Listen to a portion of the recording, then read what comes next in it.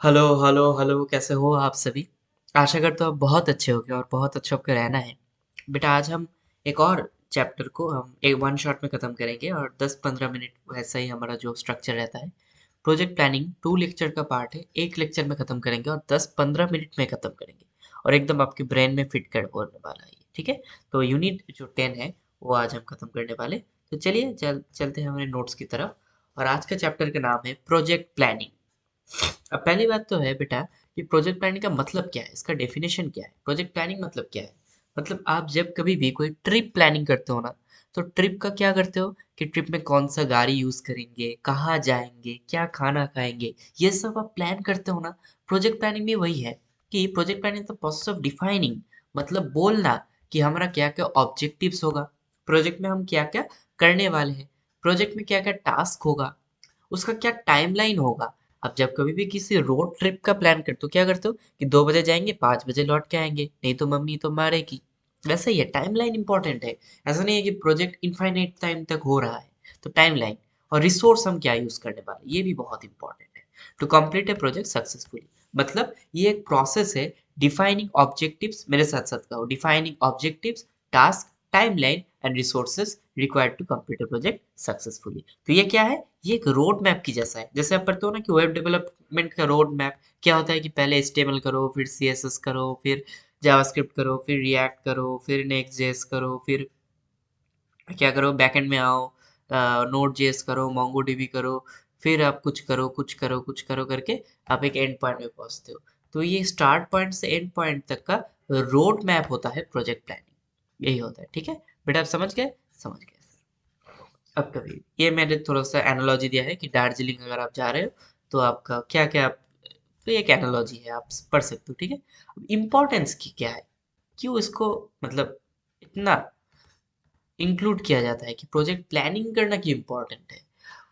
अब खुद की तरफ से बोलो ना, मतलब यहाँ पर क्या लिखा है मुझे पता नहीं इम्पोर्टेंस क्या है, मैंने ही बनाया, पता है मुझे क्या है, लेकिन इसको ना देख के बोलने की कोशिश करते हैं।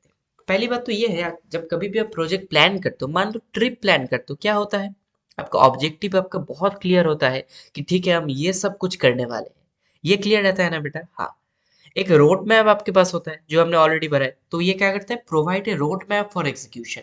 ये ऑब्जेक्टिव्स को डिफाइन करने में हेल्प करता है, रोड मैप को डिफाइन करने में हेल्प करता है, और एक और चीज है, रिस्क मैनेजमेंट में हेल्प करता है। रिस्क मैनेजमेंट में हेल्प करता है, कैसे हेल्प करता है, मान लो एक रोड ट्रिप पे आप गए हो, तो ये तो रिस्क हो सकता है कि इस रूट से ना जाकर उस रूट से जाओ, बिकॉज इस रूट में क्या है, लैंडस्केप हो सकता है, कुछ भी हो सकता है, मतलब लैंडफॉल हो सकता है या कोई सा भी खतरा हो सकता है। तो आपका जो रिस्क है वो भी आपके प्लानिंग के अंदर आता है कि आप प्लान करते हो कि किस रास्ते में हमारा रिस्क कम है, किस रास्ते में रिस्क ज्यादा है। तो रिस्क मैनेजमेंट में हेल्प करता है। और एक चीज है, टाइमली कुछ चीजों को खत्म करने में हेल्प करता है कि आप जब कभी भी एक टाइमलाइन प्रोजेक्ट में प्लानिंग में हम क्या डिफाइन करते हैं, टाइमलाइन क्यों डिफाइन करते हैं, ताकि टाइमली हमारा खत्म हो। तो वो टाइमलाइन भी ये बहुत ही अच्छी तरीके से डिफाइन करते हैं। तो ये इंपॉर्टेंट क्यों है, बिकॉज हमें टाइम पता चलता है, ऑब्जेक्टिव पता चलता है, रोड मैप पता चलता है। ये देखो टाइम मैनेजमेंट। एक और पॉइंट आएगा रिस्क मैनेजमेंट, मुझे पता है ये है, आइडेंटिफाई रिस्क अर्ली। रिसोर्स, आपके पास जो भी रिसोर्सेस है वो कैसे आप ऑप्टिमल यूज करो। मान लो आप 2,000 रुपये लेकर दार्जिलिंग जा रहे हो, तो 100 रुपये आपका बस भरा होगा, 200 रुपये आपके खाने का भरा होगा। तो ये भी रिसोर्स ऑप्टिमल यूज कैसे हम करें, हम ये प्लान करते हैं। मॉनिटरिंग एंड कंट्रोल में हेल्प करता है, ठीक है। अब ये है, अब प्रोजेक्ट प्लानिंग का स्टेप्स क्या क्या है, कैसे हम प्लान करते हैं, ये बहुत इंपॉर्टेंट है। पहली बात तो प्रोजेक्ट ऑब्जेक्टिव्स को बोलो। ये प्रोजेक्ट ऑब्जेक्टिव्स बेटा हमारा क्या क्या है कि हम ये करना चाहते हैं, क्या करना चाहते हो, पहले ये बोलो आपका गोल क्या है, ये पहले डिफाइन करो, है ना। कि जब कभी भी मैं कोई प्रोजेक्ट, मान लो आप कहाँ जाना चाहते हो, पहले अगर आप कोई रोड ट्रिप में जाना चाहते हो तो आप कहाँ जाना चाहते हो, आपका ऑब्जेक्टिव क्या है कि मैं दार्जिलिंग जाना चाहता हूँ, मैं दार्जिलिंग जाना चाहता हूँ, ये तो पहले बोलो कि कहाँ जाना चाहते हो, दार्जिलिंग जाना चाहते हो, उसके बाद बात का बात, ठीक है। अब प्रोजेक्ट के स्कोप को देखो कि क्या क्या इंक्लूड है, क्या क्या एक्सक्लूड है। अब मान लो आपने ऐसा बात बोला कि दार्जिलिंग जाके मैं ना पैराग्लाइडिंग करूंगा, तो ठीक है पैराग्लाइडिंग करोगे, तो क्या और जो भी एक्टिविटीज है वो करोगे, कौन सा एक्टिविटीज करोगे, कौन सा एक्टिविटीज नहीं करोगे, स्कोप को डिफाइन करो कि मैं ये सब कुछ करने वाला हूँ, मैं ये सब कुछ करने वाला हूँ। अब दार्जिलिंग में जा रहा हूँ, जाके क्या करोगे, ये सब कुछ करने वाला हूँ, स्कोप को डिफाइन करो, ठीक है बेटा, ठीक है। उसके बाद चलो, अच्छा गला थोड़ा सा बैठा हुआ है तो आप थोड़ा सा मैनेज कर लेना।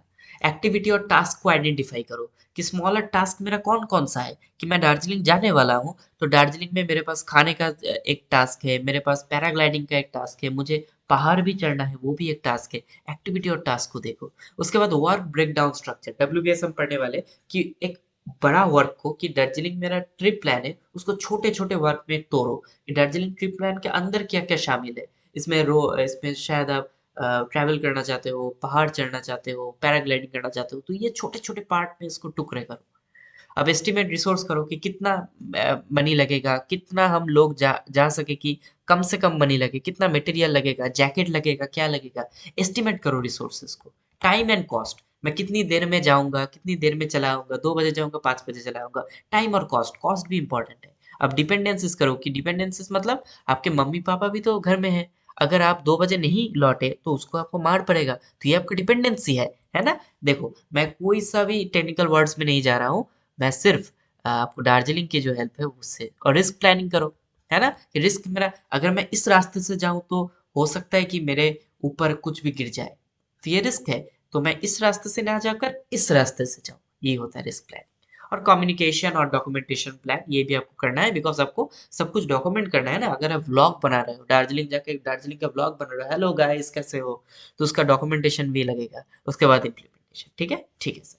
अब प्रोजेक्ट स्कोप क्या है बेटा, मैंने आपको पहले ही बताया। प्रोजेक्ट स्कोप एक बाउंड्री होता है कि मैं क्या करना चाहता हूँ, गोल्स को क्लियर करो। कि मान लो आप एक प्रोजेक्ट बना रहे हो, और क्या प्रोजेक्ट बना रहे हो, वेब डेवलपमेंट का प्रोजेक्ट। और आप ऐसा बोल रहे हो कि इस वेब डेवलपमेंट पे हम बैंकिंग मैनेजमेंट सिस्टम का इम्प्लीमेंट करने वाले हैं, बीएमएस, बैंकिंग मैनेजमेंट सिस्टम। अब उसमें आप क्या क्या इंक्लूड करोगे।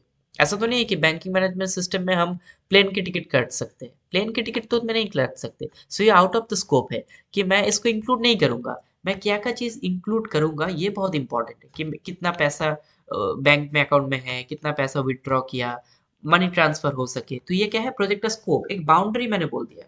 जैसे क्या होता है कि आपका स्कोप क्या क्या है। आप पढ़ाई करते हो, है ना। आप आप खेल कूद करते हो, आप लैपटॉप चलाते हो, आप टेक्निकली, मतलब ये आपका स्कोप है। किस बाउंड्री में आप रहते हो, किस बाउंड्री में आप रहते हो। अगर आप अल्कोहल नहीं पीते हो तो वो आपका स्कोप नहीं है, वो आउट ऑफ द बाउंड्री हो गया। ठीक है, आउट ऑफ द स्कोप हो गया। तो ये होता है स्कोप। क्या होता है स्कोप बेटा, स्कोप है बाउंड्री, बाउंड्री डिफाइन करना कि इस प्रोजेक्ट में मैं क्या क्या करूंगा, इस प्रोजेक्ट में मैं क्या क्या करूंगा। जैसे कि कॉन्स्ट्रेंट होता है, एक्सक्लूशन होता है, क्या क्या मैं नहीं करूंगा, ये भी आपका इंक्लूड होता है कि ये मैं नहीं करूंगा। क्या क्या ऑब्जेक्टिव्स है, क्या क्या मेरा टास्क है, ये सब कुछ इंक्लूड। जैसे मैंने बोला है कि मोबाइल बैंकिंग ऐप में क्या क्या होता है कि आप बैलेंस चेक कर सकते हो, फंड ट्रांसफर कर सकते हो, हिस्ट्री देख सकते हो। लेकिन एटीएम मेंटेनेंस सिस्टम अगर आप नहीं रखना चाहते हो तो वो आउट ऑफ द स्कोप है। मतलब एक ऐप में आप एटीएम मैनेजमेंट सिस्टम नहीं रखना चाहते हो तो वो आपका स्कोप में नहीं है, वो स्कोप के बाहर है। समझ चुके हो, समझ चुके हो। स्कोप एक बाउंड्री है कि मैं किसके अंदर काम करने वाला हूँ, मैं इस चीज में काम करने वाला हूँ, मैं इसके बाहर नहीं जाने वाला हूँ। वही स्कोप है। ठीक है, ठीक है सर। अब दो और चीज आता है। एक आता है वर्क ब्रेकडाउन स्ट्रक्चर, एक आता है आपका ऑर्गेनाइजेशन ब्रेकडाउन स्ट्रक्चर। ये बहुत इंपॉर्टेंट है बेटा, बहुत, मतलब एग्जाम पॉइंट ऑफ व्यू से ये आ सकता है और आ चुका भी है। ठीक है, आ चुका है। ठीक है, वो क्या है, एक बड़ा वर्क है। मान लो ये डिवाइड एंड कॉन्कर की तरह है, जैसे आपने मर्ज शॉट पढ़ा है ना, वैसे ही है। मतलब मान लो एक बड़ा वर्क है कि आपका वेब डेवलपमेंट है, मान लो डब्ल्यू, क्या है, वेब डेवलपमेंट। अभी सॉरी थोड़ा सा जुकाम हो गया है। ठीक है, वर्क ब्रेकडाउन स्ट्रक्चर। ठीक है, ये क्या है, मान लो एक आपका वेब डेवलपमेंट का प्रोजेक्ट है, उसको आपने छोटे छोटे वर्क में टुकड़ा किया। आपने टुकड़ा कर दिया उसका छोटे छोटे वर्क में। जैसे कि एक पार्ट आता है फ्रंट एंड पार्ट, ये है बैक एंड पार्ट, ये है आपका मान लो डेटाबेस का पार्ट। तो इस छोटे छोटे पार्ट में आपको ब्रेक करना होता है वर्क को। एक बड़ा वर्क है, उसको छोटे छोटे वर्क में ब्रेक करना है। और वही होता है वर्क ब्रेकडाउन स्ट्रक्चर, कि कैसे आप जो एक बड़ा वर्क है उसको ब्रेक डाउन कर रहे हो। हायरार्कियल डिकम्पोजिशन, इस वर्ड को याद रख दो, हायरार्कियल डिकम्पोजिशन। एक टोटल प्रोजेक्ट वर्क को स्मॉलर और मैनेजेबल पार्ट्स में इसको, और ये डिवाइड कॉन्कर अप्रोच है, एकदम मर्ज शॉट जैसा। मर्ज शॉट आपने पढ़ा है ना, वही जैसा है, मर्ज शॉट जैसा ही। ठीक है, जैसे वेब डेवलपमेंट पे आप वेबसाइट डेवलपमेंट में आप क्या कर सकते हो, design, development, deployment, UI UX design हो सकता है, बैकएंड एपीआई हो सकता है। तो एक बड़ा वर्क जो कि वेबसाइट डेवलपमेंट था, उसको आपको छोटे छोटे फ्रंट एंड एक लोग करेगा, बैक एंड एक लोग करेगा, छोटे छोटे पार्ट में ब्रेक कर दिया। इसको ही हम कहते हैं वर्क ब्रेकडाउन स्ट्रक्चर। अब सर इससे क्या होता है, क्यों किया जाता है, पर्पस क्या है, ये ट्रैक करने में हेल्प करता है कि कौन सा वर्क हो गया, है ना, बहुत हेल्प करता है। कि एक वेबसाइट डेवलपमेंट को आपको फ्रंट एंड, बैक एंड और डेटाबेस में तोड़ दिया, तो क्या होता है कि फ्रंट एंड को आप अलग से नजर रख लो कि ठीक है, मेरा ये चार लोग, ये चार फ्रेंड फ्रंट एंड में काम कर रहे हैं, ये कितना काम कर रहे हैं मैं इसको ट्रैक कर सकता हूँ अलग से। बैक एंड में कितना काम कर रहे हैं अलग से ट्रैक कर सकता हूँ। वही है, कॉस्ट एस्टिमेशन में हेल्प करता है, और रेस्पॉन्सिबिलिटी किसका क्या किसका है वो बहुत ही क्लैरिफाई करता है। किसका ये फ्रंट एंड का पार्ट है, ये चार लोग फ्रंट एंड में ही काम करेंगे, तो यही है, ठीक है। अब एक आता है ऑर्गेनाइजेशन ब्रेकडाउन स्ट्रक्चर। ये होता है कि एक प्रोजेक्ट टीम है। वर्क ब्रेकडाउन स्ट्रक्चर क्या था, एक बड़ा वर्क को आप ब्रेक डाउन कर रहे थे। और ऑर्गेनाइजर ब्रेकडाउन स्ट्रक्चर क्या है, एक ऑर्गेनाइजेशन को आप ब्रेक डाउन करते हो। मान लो आपको मैं बहुत ही अच्छा एग्जाम्पल से बताता हूँ कि एक प्रोजेक्ट टीम को कैसे स्ट्रक्चर किया जाता है, वही होता है।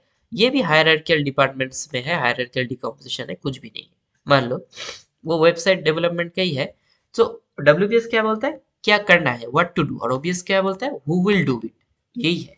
अब मान लो ये पार्ट है, ठीक है, देख लो थोड़ा सा। ये मैंने बहुत अच्छी तरीके से आपको बताया कि लेवल वन क्या है, प्रोजेक्ट मैनेजर। प्रोजेक्ट मैनेजर क्या करेगा कि पूरा प्रोजेक्ट को देखेगा। अब प्रोजेक्ट मैनेजर के अंदर कौन है, organisation breakdown structure, project manager. अब तोड़ो, प्रोजेक्ट मैनेजर के अंदर कौन है, प्लानिंग टीम है। प्लानिंग टीम के अंदर कौन है, उसको भी तोड़ो, business analyst, resource manager.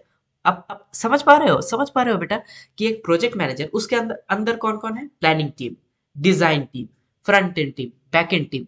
Planning team के अंदर कौन सा है, बिजनेस एनालिस्ट, रिसोर्स मैनेजर। समझ सकते हो बेटा, एक वर्क ब्रेकडाउन स्ट्रक्चर में एक बड़ा वर्क को हम ब्रेक कर रहे थे, और ऑर्गेनाइजेशन ब्रेकडाउन स्ट्रक्चर में एक ऑर्गेनाइजेशन के जो लोग हैं उसको हम तोड़ते हैं कि किसके अंडर कौन है, किसके अंडर कौन है। एक आता है मान लो एचआर, एचआर के अंडर है मैनेजर, मैनेजर के अंदर है बहुत सारा एम्प्लॉय। यही है और कुछ भी नहीं है, ठीक है। अभी क्या क्या है, अभी ये वाला पार्ट है। एक आता है फेस्ड प्रोजेक्ट प्लान, मतलब एक फेज में आप प्रोजेक्ट प्लान करते हो, एक साथ प्लान नहीं करते हो, एक फेज के अंदर प्लान करते हो। मान लो फेज वन में आपने एक प्लान किया, फेज टू में एक प्लान किया, फेज थ्री में एक प्लान किया। बिकॉज बहुत सारा प्लान क्या होता है कि आप जब काम करते रहते हो ना, काम करते करते बदलता है, तो वो बहुत इंपॉर्टेंट है। सो लॉजिकल फेज में इसे तोड़ दो। एक होता है इनिशिएशन फेज। उसमें क्या होता है कि इनिशियली जो भी है इसका गोल और कैसा कैसा क्या कुछ हो सकता है वो आप डिफाइन कर दो। उसके बाद आता है प्लानिंग फेज। प्लानिंग फेज में आप डिटेल प्लान को बोलो।